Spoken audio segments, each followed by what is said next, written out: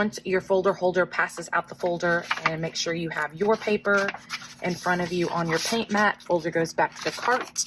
Again, check your name, flip your paper over, and pay attention because obviously the clouds don't belong on the bottom. So make sure your paper has the clouds on the top with the water on the bottom. Once we get our papers, then I will call our supply manager, and we have lots of paint on our tray.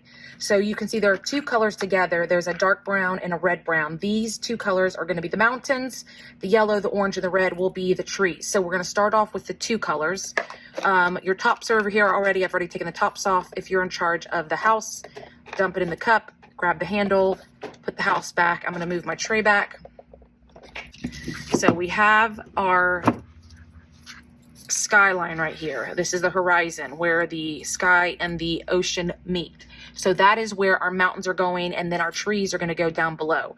So what we're going to do is I'm going to start with the darker color, and right where the horizon is, I'm just going to draw not a tall V, a bump, and then I'm going to make it a triangle and then fill it in. And they can go over the clouds. That's no problem. Just don't make them too tall. So I'm going to do that again. A little space. Make your V, bottom of your triangle, fill it in. One more. And I want to make them different heights. I don't want them all the same.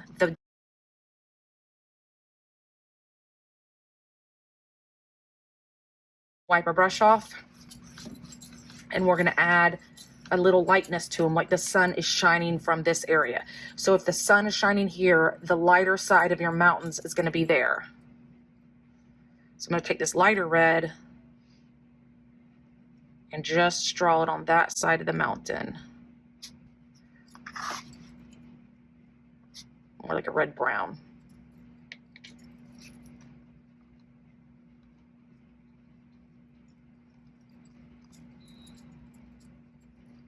Okay, so we've got our three mountains. We've got the darker shaded side, the lighter other side. I'm going to wipe this off. Now we're going to move to the trees in the front. So I'm going to move my paper down. Again, we're only doing trees in the front, kind of covering up this paper we didn't need. So this is where we're going to use the colors in the back. I'm going to flip my tray over just because the video so you can see. Okay, we're going to start with our yellow, which is the lightest color. And because we have a round brush, we're going to be more of a dabbing. So I'm just going to start on one side.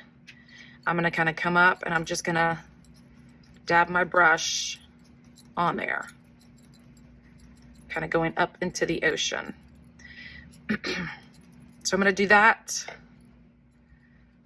Skip a little space, do another yellow one.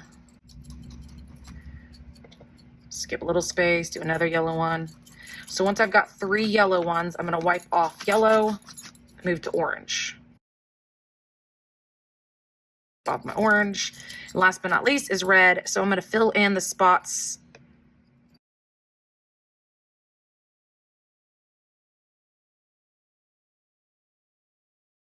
Okay, so we have our fall trees in the front. We have one more step.